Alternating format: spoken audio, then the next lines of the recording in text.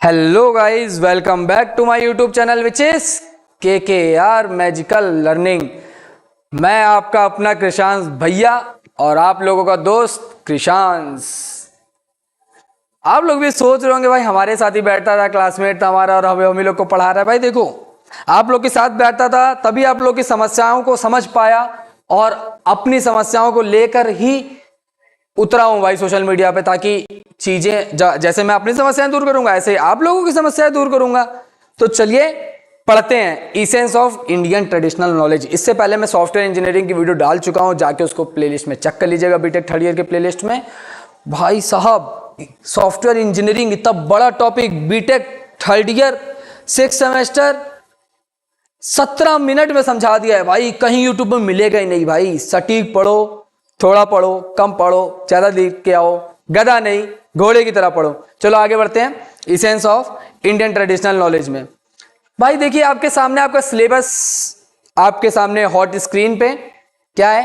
पहला unit, society state and polity in India. भाई क्या ऐसा सोसाइटी था, कैसा उस समय पे सोसाइटी था, क्या पॉलिटिक्स था, कैसा पॉलिटिक्स चल रहा था। पहला टॉपिक क्या चालू हो रहा है, state in Indian ancient India. भाई आपको पता होना चाहिए कि इंडिया इज डिवाइडेड इनटू, मतलब Indian history is divided into 3 parts. First one ancient, middle one medieval and the third part is are which is running on, which is going on, that is modern। 3 parts में India की history बटी हुई है। Ancient, then वही ancient India के बारे में पढ़ने जा रहे हैं हम लोग। उसके बाद जिसमें हम लोग राजा महाराजा और वेद के बारे में पढ़ते थे, वही हमारा इंडिया ट्रेडिशन है भाई, वही कल्चर, वही रिचुअल्स चलते आ रहे हैं। बीच में मिडिवियल, जिसमें मुगल्स आए, जिसमें ब्रिटिशर्स ने राज किया, और अब मॉडर्न भाई, जैसे हम लोग मॉडर्न हो रखे हैं, जेनजी वाला सीन। भाई वैसे गूगल पे शायद ऐसा लिखा है कि 2003 के बाद के लोग जेनजी, मतलब 2003 में के बाद जो पैदा हुए वो जेनजी हैं। आप लोग भी भाई बताइएगा भाई क्या क्या ऐसा ही है। मैंने उनसे सुना है क्योंकि मेरी दीदी, वो उनका डेट ऑफ बर्थ 2003 का ही है, और उन्होंने बताया कि भाई जब मैं पैदा हुई थी तभी से जेनजी वाला ट्रेंड आया। तो आप लोग बताइए कि जरा जेनजी का ट्रेंड आया एक्चुअल कब है, ये कमेंट में बताइएगा। चलिए वो सब अलग बात हो गई। मुझे लगता है ऐसा तो मैं भी बोलती हूँ भाई 2005 के बाद आया, क्योंकि 2005 में पैदा हुआ, ऐसा नहीं होता ना भाई। चलो आगे बढ़ते हैं। Essence of Indian traditional knowledge में देखते हैं क्या है। पहला टॉपिक इवोल्यूशनरी थ्योरी, दूसरा force theory, mystical theory, contract theory, stage of state formation in ancient India. ये मैं बोल रहा हूँ, बकबक नहीं कर रहा हूँ, ये बोल रहा हूँ, ये यहाँ जो लिखा है, मार्कर मोटा ले लेते हैं। फोर्स थ्योरी और मोटा ले लेते हैं, ये रहा। Mystical theory, contract theory, stage of state formation in ancient India, kingship, वही राजा महाराजा वाला, फिर काउंसिल ऑफ मिनिस्टर, जैसे अभी पार्लियामेंट, एडमिनिस्ट्रेशन, गवर्नमेंट कैसा था, पॉलिटिकल आइडियाज, कैसे पॉलिटिकल राजनीतिक ideas, condition of the welfare of societies, the 7 limbs of the state, 7 limbs क्या थे स्टेट्स के, society in Indian ancient India देखते हैं। फिर इसमें क्या है, पुरुषार्थ, फिर वर्णा शर्मा सिस्टम, आश्रम, आश्रम आप लोग जानते होंगे अभी भी दिखते हैं, वृद्धाश्रम, ये सारी चीजें तो अलग हो गई, मतलब आश्रम, गुरुकुल वगैरह, आश्रम्स और the stage of life, then marriage, then understanding gender as a social category, जो भाई जेंडर डिस्क्रिमिनेशन। अच्छा, जेंडर डिस्क्रिमिनेशन की बात आई है तो एक और बात कर लेते हैं। अपना एक दोस्त है, अचल नाम है, बीटेक का, वो भी शायद वीडियो को देखेगा भी भाई। उससे एक बार एक क्वेश्चन पूछा गया कि जेंडर डिस्क्रिमिनेशन के ऊपर आपके क्या विचार, जैसे हम लोग को बोला गया कि आप लोग के प्लेसमेंट पे क्वेश्चन पूछा जाएगा जेंडर डिस्क्रिमिनेशन। तो उस बंदे ने जेंडर डिस्क्रिमिनेशन पे क्या बोला कि मैम बहुत ज्यादा, और मैम ने क्वेश्चन पूछा था, ठीक है, गौर करिएगा इस बात पे। तो भाई जेंडर डिस्क्रिमिनेशन पूछा गया, तो उससे पूछा कि जेंडर डिस्क्रिमिनेशन के बारे में बताओ जरा कुछ। बोल रहा मैम बहुत ज्यादा जेंडर डिस्क्रिमिनेशन होता है। जेंडर डिस्क्रिमिनेशन मैम लड़कों के साथ बहुत ज्यादा हो रहा है, मतलब लड़कों को इतना कुछ झेलना पड़ रहा है और लड़कियों के लिए सारी सुविधाएं हैं, सारी चीजें हैं मैम, लड़कियों को प्रोटेक्शन दी जाती है, लड़कों को क्यों नहीं दी जाती है, सारी चीजें भाई। तो काफ़ी डीप लगी उसकी बात, लेकिन मैम ने उसको चुपचाप बैठा दी थी, क्योंकि भाई वो मैम थी ना, तो वो सुनना चाह रही थी कि भाई लड़कियों के साथ जेंडर डिस्क्रिमिनेशन हो रही है, डॉरी प्रथा, ये सारी चीज़ें। उससे अच्छा ये भी पूछा गया कि डॉरी सिस्टम का क्या है, तुम उसके खिलाफ हो क्या? नहीं मैं खिलाफ नहीं, क्यों नहीं, मैं तो दहेज लूंगा करके सारी चीज़ें बता रहा था। तो आगे बढ़ते हैं, understanding gender as a social category. Then इसके बाद टॉपिक क्या है, the representation of women in historical tradition, women को कैसे रिप्रेजेंट किया गया अपने इंडिया के हिस्टोरिकल ट्रेडिशन में। After that challenges faced by women, women ने क्या क्या चैलेंजेस फेस किए। After that 4 classification and then slavery, भाई स्लेवरी ऑल नो, गुलामी। चलिए ये सारा अपना सिलेबस था। अब 1 बाय 1 इसको पढ़ना शुरू करते हैं। शुरू करते हैं 1 बाय 1 टॉपिक को।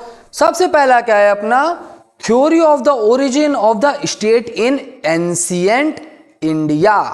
कैसे ओरिजिन हुआ स्टेट इन एंशिएंट इंडिया। सबसे पहला इवोल्यूशनरी थ्योरी, इसके हमने अंदर अभी देखा था ना कौन कौन सी है, इवोल्यूशनरी थ्योरी, फिर फोर्स थ्योरी। भाई रीड तो करना आता है ना, और इंग्लिश की हिंदी ना बता पाओ तो फिर मुझसे बताना, मैं कमेंट में एक्सप्लेन कर दूंगा। और मेन हमको हेडिंग याद रखनी होती है भाई, अंदर की कहानी तो कुछ भी उसके अकॉर्डिंग लिख सकते हैं हम लोग। मिस्टिकल थ्योरी और कॉन्ट्रैक्ट थ्योरी, ये मेरे हैंड रिटन नोट्स नहीं है, सॉफ्टवेयर इंजीनियरिंग के हैंड रिटन नोट्स दिए हैं, कहोगे तो इसके भी हैंड रिटन नोट्स मिल जाएंगे। कल सेशनल इसलिए मैंने जल्दी में आप लोगों के लिए वीडियो बना दी है, बाकी कहोगे तो हैंड रिटन नोट्स में मिल जाएंगे। ओ भाई किसी को ऐसा लगे कि ये कहीं से मैंने पीडीएफ उठाई हुई है, तो हाँ भाई जाहिर सी बात उठाई हुई है, उठा के मैं एक्सप्लेन कर रहा हूँ और फ्री ऑफ कॉस्ट आपको पीडीएफ प्रोवाइड कर दूंगा। ये वाली भी आप कमेंट करिएगा, इंस्टाग्राम पे डीएम करिएगा, आपको पीडीएफ मिल जाएगी। मुझे व्हाट्सएप पे कॉन्टैक्ट कर लेना, कॉल कर लेना। आपका कृषांश भाई 24/7 अवेलेबल है अपने लोगों के लिए, अपने सब्सक्राइबर्स के लिए, अपने व्यूअर्स के लिए, अपने फॉलोअर्स के लिए। भाई मेरे Krishansh is always here for you all. चलिए दूसरा हेडिंग क्या है, stage of state formation in ancient India. इसमें क्या है क्या है क्या है क्या है, येलो ले लेते हैं, येलो क्योंकि रेड तो ये खुद ही है। Tribunal military democracy, stage of state formation, कैसे कैसे स्टेट फॉर्मेशन हुआ। पहले हमने पढ़ा था ओरिजिन, ओरिजिन में हमने कुछ थ्योरीज देखी, 4 थ्योरीज देखी हमने ओरिजिन में, evolutionary theory, force theory, mystical theory और कॉन्ट्रैक्ट थ्योरी। इसके अंदर पढ़ लीजिएगा, पीडीएफ मिल जाएगी।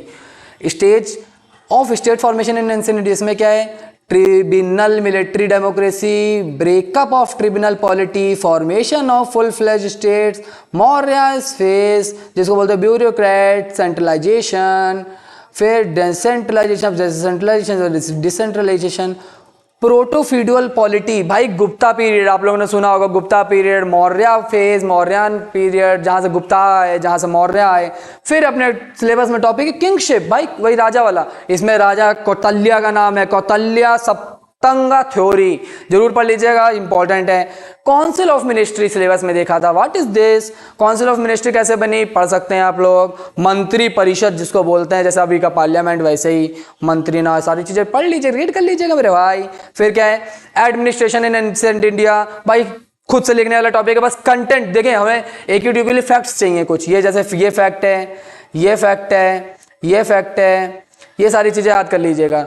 27 सुप्रिटेंडेंट अध्यक्ष, 18 हाईकोर्ट्स, है ना, ये क्या है, तिरथास। फिर political ideas in ancient India देख लीजिएगा, इसमें क्या है, राजा धर्म क्या होता है, दान नीति क्या, दान नीति भाई।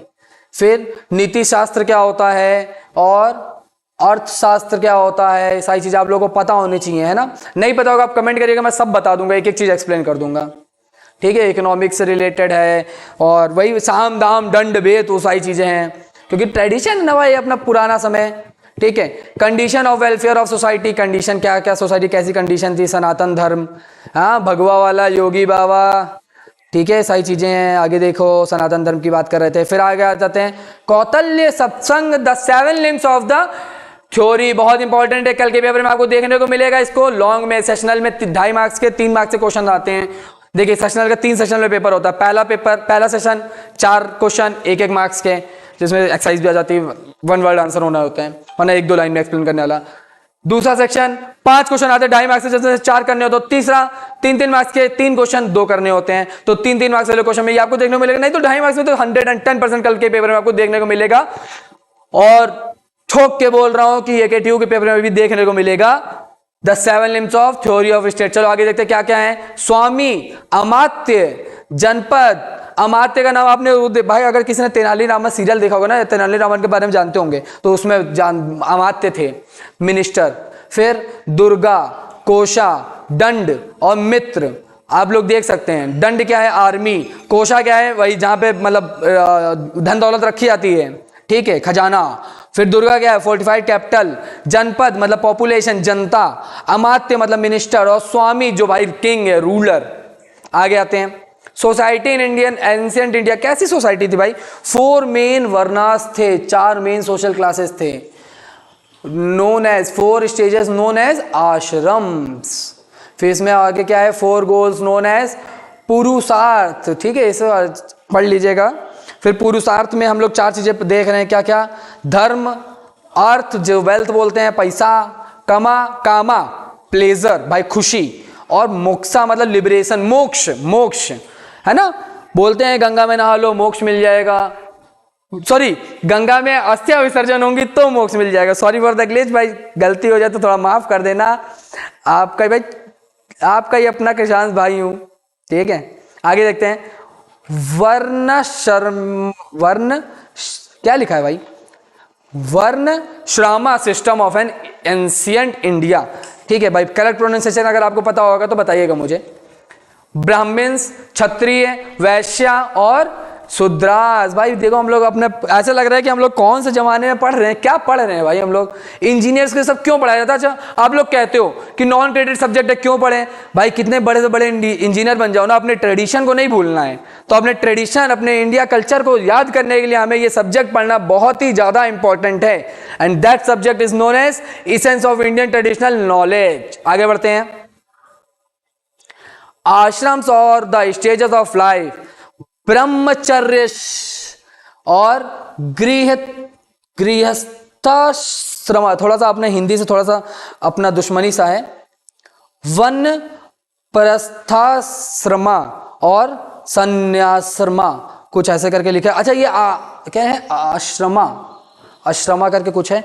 मैं कोशिश करूंगा इस वीडियो को, मेरे YouTube चैनल पे एक फैकल्टी, उनका नाम है शिवाकांत सर, जो आप लोग जानते हो, आप लोग कॉलेज में भी उनको शायद देखे होंगे कहीं ना कहीं। तो मैं कोशिश करूंगा कि ये सब्जेक्ट आपको आगे से वो लीड करेंगे, तो क्योंकि वो थोड़ा सा हिंदी से थोड़ा सा लिंक्ड है, संस्कृत बोल लेते हो, तो ये सारी चीज़ें करेक्ट प्रोनाउंसिएशन आपको वो बताएंगे। फिर क्या है ये, each lasting 25 years based on 100 year life span, सारी चीज़ें, ये सारा फैक्ट है, याद कर लीजिएगा। आगे बढ़ते हैं, सिर्फ ये जो हेडिंग यही ध्यान रखना है, अंदर का भी देखो, ये जो पर्पल वाला पोर्शन है ये देख लीजिएगा, ठीक है। मैरिज इन एंशिएंट इंडिया, पहला क्या है, ब्रह्मा विवाह, फिर दैव्य विवाह, अर्श विवाह, प्रजापत्य विवाह, असुरा विवाह, गंधर्व विवाह, राक्षसा विवाह और पैशचा विवाह। भाई क्या है ये, पैश्च विवाह। और ये जो भी है यहाँ पे एक्सप्लेनेशन लिखा है, मैं पढ़ के नहीं बताऊंगा यार, आप लोग बच्चे नहीं हो, खुद से रीड कर लीजिएगा, PDF चाहिए होगी मुझसे मांग लीजिएगा, कॉल कर लीजिएगा, 24/7 अवेलेबल। फिर क्या है, gender as a social category, जिसमें मैंने अचल का एग्जांपल देकर कुछ समझाया था, पढ़ लीजिएगा थोड़ा सा। रिप्रेजेंटेशन एंड चैलेंजेस वुमेन ने क्या कैसे वुमेन को रिप्रेजेंट किया गया एंशिएंट इंडिया में, और क्या क्या चैलेंजेस फेस किए गए, यहाँ पे पढ़ लीजिए। देखिए मेडिवल पीरियड का नाम आ गया, जहाँ पे मुगल्स आ गए थे और ब्रिटिशर्स ने राज किया था। अभी मैंने बताया कि इंडिया 3 पार्ट में अपने इंडिया हिस्ट्री है। एंशिएंट जो हम लोग पढ़ रहे हैं, बीच में आता है मिडिवल, मुगल्स और ब्रिटिशर्स वाला, और फिर आता है मॉडर्न जिसमें हम लोग हैं जेनजी। 4 क्लास क्लासिफिकेशन क्या है, warrior, artisan merchant, the learn और फार्मर वर्कर्स। चलिए आगे बढ़ते हैं, slavery and the least and last both. Last topic है स्लेवरी इन एंशिएंट, क्या मतलब कैसे, वही जो भाई आजकल जो काम वाम करते हैं घर पे, उनको क्या बोलते हैं, नौकर।